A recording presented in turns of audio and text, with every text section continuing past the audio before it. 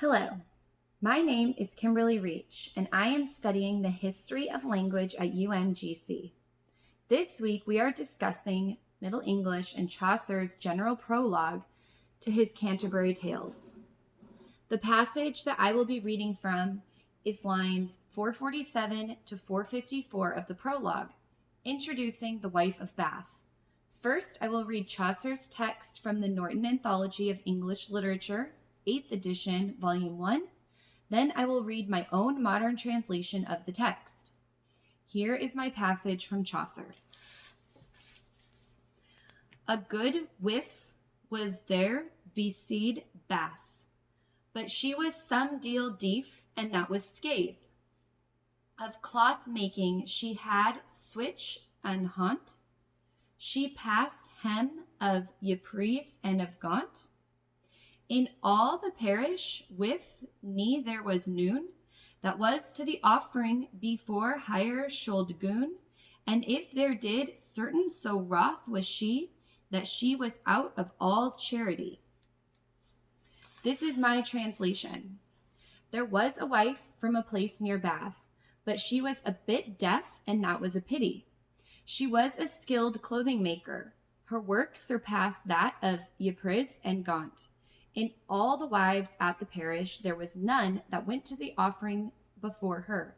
And if one did, it made her so angry that she no longer felt charitable.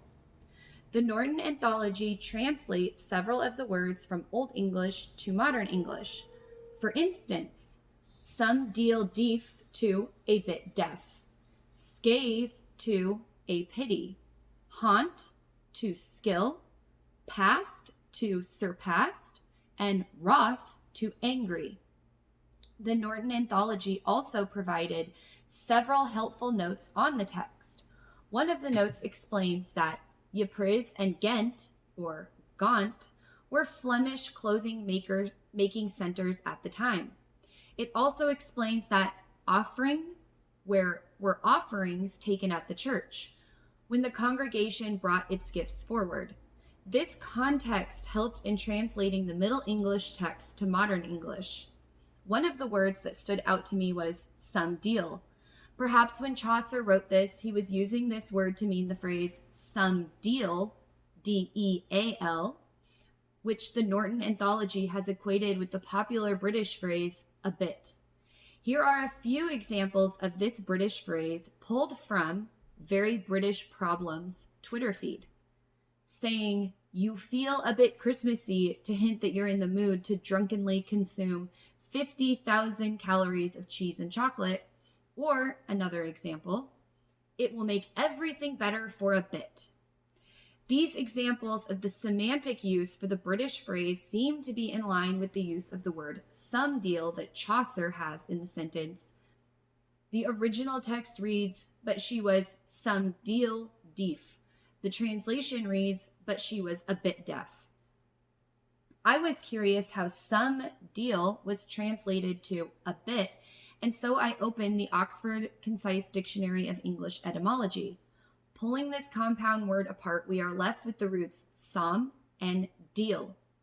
Using the online etymology dictionary, some, or the Old English root some, meaning a certain quantity, stems from the Proto-Germanic root sumaz, where the Old Saxon root sum is derived from, and the Proto-Germanic root stems from the Proto-Indo-European root sem.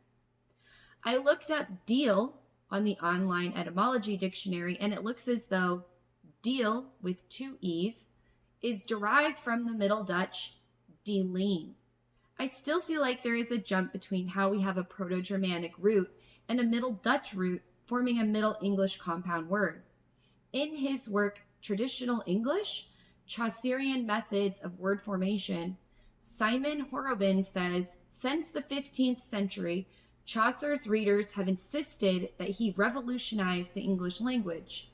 One dominant view on how he did this is that Chaucer embellished literary English by adopting numerous words from the stylistically more sophisticated Romance languages, Latin and French.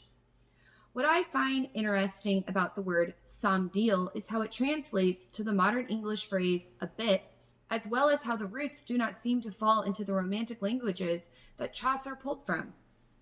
However, looking at another word, haunt, the online etymology dictionary traces the roots of this Old English word meaning to practice habitually, busy oneself with, or take part in, to the Old French root meaning to be familiar with, indulge in, or cultivate.